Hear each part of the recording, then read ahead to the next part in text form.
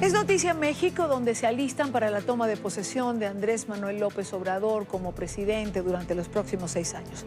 La ceremonia, que tendrá lugar este sábado, iniciará a las 9 de la mañana, hora local, en la sede del Congreso. Tras intervenciones de los legisladores al recinto, arribará el presidente saliente Enrique Peña Nieto, quien sobre el mediodía habrá de traspasar la banda presidencial. Tras la toma, López Obrador ofrecerá su primer discurso. El nuevo mandatario llegará al Palacio Nacional en horas de la tarde, donde mantendrá sus primeras reuniones y atenderá a los cerca de 900 invitados a este acto. Quiero saludar en esta parte del programa a Pascal Beltrán del Río, él es director editorial del periódico Excelsior. Hola Pascal, bienvenido, gracias por acompañarnos. ¿Qué tal, Idania? Un gusto estar en la tarde. Igualmente para nosotros tenerte. Pascal, comencemos antes de entrar de lleno en la toma de posesión, por el último acto de Peña Nieto, que fue firmar el Tratado de Comercio el día de hoy con el presidente Trump y el primer ministro de Canadá. El presidente Trump lo felicitó y le dijo: lo felicito porque allí vemos la imagen, y el primer ministro Trudeau, allí vemos la imagen, el presidente Trump lo felicita por este acto que es el último de su gobierno. ¿Merece felicitaciones Peña Nieto? Pues mira, fue una negociación muy cardíaca, la verdad, que en momentos parecía que no se iba a lograr, porque durante más de un año que estuvieron negociando, había días en que Donald Trump se levantaba y era Donald Trump. Amanecía de mal humor y empezaba a tuitear y decía que iba a sacar a su país del Tratado de Libre Comercio. Esto pues fue una constante, digamos, cada vez en cuando hacía esto Trump, y la negociación parecía estar en serios problemas. Luego comenzó el conflicto con Canadá, después de la reunión del Grupo de los 7 en Quebec, y Canadá fue hecho a un lado por los negociadores estadounidenses, que se concretaron en negociar con los mexicanos, y llegó un momento en que Trump dijo: ya tengo un acuerdo con México, a ver si lo logro con Canadá, y así estuvimos en suspenso durante mucho tiempo. Así que pues al final se logró esto al cuarto para las 12 o al 5 para las 12, y no sé si es una felicitación lo que merece, pero todo esto parece haber llegado a buen término. Al final de cuentas, creo que la felicitación es sobre todo para los equipos negociadores de los países. Claro. ¿No? Y además es un buen acuerdo, y te pregunto también, Pascal, es un buen acuerdo para México. Finalmente, el 80%, digamos, de las exportaciones de México las compra Estados Unidos, es su principal socio comercial. Sí, el peor acuerdo para México era un no acuerdo con Estados Unidos, así que haber firmado algo que quizá no vaya a ser tan bueno como era la versión anterior del tratado, pues es un enorme logro. La verdad es que, sobre todo considerando lo que yo ya te decía, que esto podía romperse en cualquier momento, que Estados Unidos podía salirse del Telecán y quedar en nada, un acuerdo comercial vigente desde 1994, yo creo que para México es una gran noticia. Y le deja el presidente Enrique Peña Nieto a su sucesor, Andrés Manuel López Obrador, pues la mesa puesta con un tratado renegociado que todavía tiene que pasar por la aduana del Parlamento canadiense y de los congresos de México y Estados Unidos, pero creo que eventualmente será aprobado y creo que seguirá siendo bueno para México. Pascal, entremos ya de lleno en el cambio, en la toma de posesión de Manuel López Obrador el día de mañana. Una nueva era para México, es decir, entra la izquierda, creo, si no recuerdo mal, después de unas 4 décadas, asume un presidente de izquierda. Pues sí, en realidad nunca había habido un presidente de izquierda. Podríamos entrar en una discusión de qué es izquierda o no, pero vamos a asumir que este es un partido de izquierda el que llega, y sería la primera vez que en México hay un partido de izquierda en la presidencia de la República. Hasta el año 2000, un solo partido gobernó México, que era el PRI, un partido pues con una ideología bastante flexible, que a veces era de derecha, a veces era de centro y a veces era de izquierda.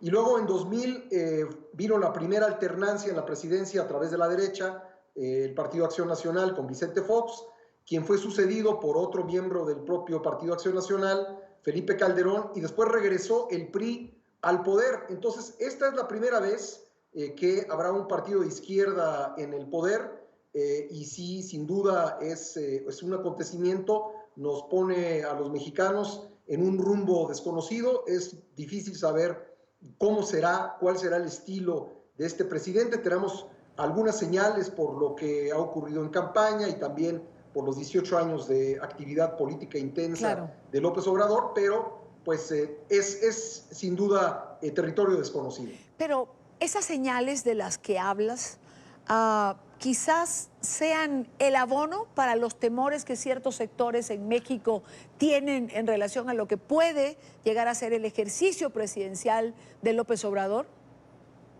Pues por lo menos los indicadores económicos así lo manifiestan. Cosas hechas y dichas por esta coalición de 3 partidos que ganó la presidencia en julio han complicado la economía del país, y ahí están los indicadores. Yo creo que se puede decir objetivamente, este gobierno hay a quien le parece muy bien, este próximo gobierno, hay a quien no le gusta. La verdad es que llega con un alto nivel de popularidad, pero si nos atenemos a lo que dicen los mercados, bueno, pues ahí están señales que pudieran ser no tan buenas, con un bono mexicano a 10 años en su nivel máximo desde hace muchísimo tiempo, con una paridad del peso frente al dólar en declive, con un indicador de la Bolsa Mexicana de Valores también en declive. Así que a los mercados no les ha gustado lo que han visto. Vamos a ver qué sucede a partir de mañana, que es el primer día. Hay que recordar que México tiene una cosa que no tiene prácticamente ningún otro país del mundo: 5 meses de transición. Eso es muy raro en el resto del mundo, y ha sido un periodo en el que López Obrador ha sido más que un presidente electo, ha sido de alguna manera un presidente en funciones sin haberse colocado la banda, y decisiones suyas han tenido un impacto en la economía.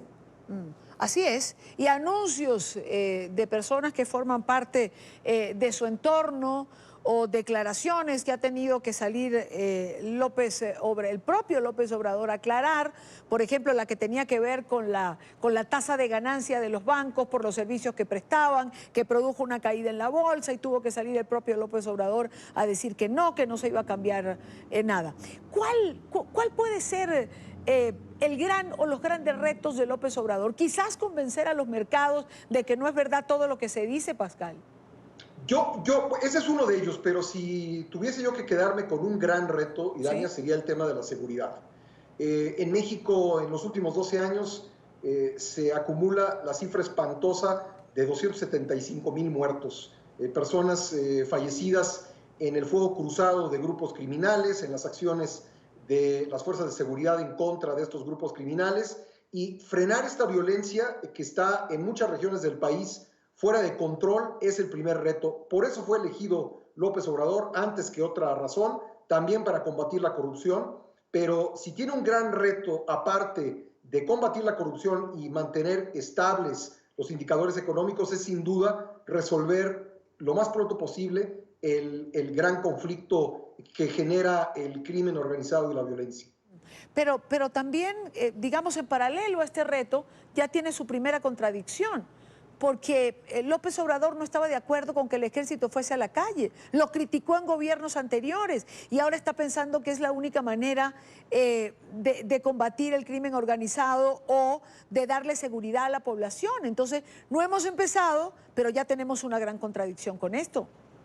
Efectivamente, si le damos el beneficio de la duda, podemos decir que él se ha dado cuenta que no hay otra en México donde los cuerpos policíacos están muy disminuidos, han sido corroídos por la corrupción, que pues recurrir a las Fuerzas Armadas. Si pensamos mal, diríamos que él ya lo sabía y que durante la campaña utilizó este discurso para ganar el voto. Pero la verdad, sea cual sea, es una contradicción con lo que él ha venido sosteniendo por los últimos meses. Sí, eso me recuerda una entrevista que tuve la oportunidad de hacerle a Teodoro Petkov alguna vez estando en gobierno, y le preguntaba cuál era la diferencia entre estar fuera del gobierno y en el gobierno. Y él me decía que su gran lección había sido que no era lo mismo pedir agua que tener que darla. Entonces, más o menos es lo que pasa con López Obrador. Una última pregunta, Pascal. Los invitados incómodos a la toma de posesión. Nicolás Maduro, Ortega creo que canceló, ya no va. Timochenko se había dicho que iba y también ha dicho que por razones de enfermedad, me decían antes de comenzar el programa que también ha cancelado su viaje. Nicolás Maduro, lo voy a creer cuando salga. Todavía pienso que puede suspender la ida, pero en todo caso ha sido un invitado incómodo.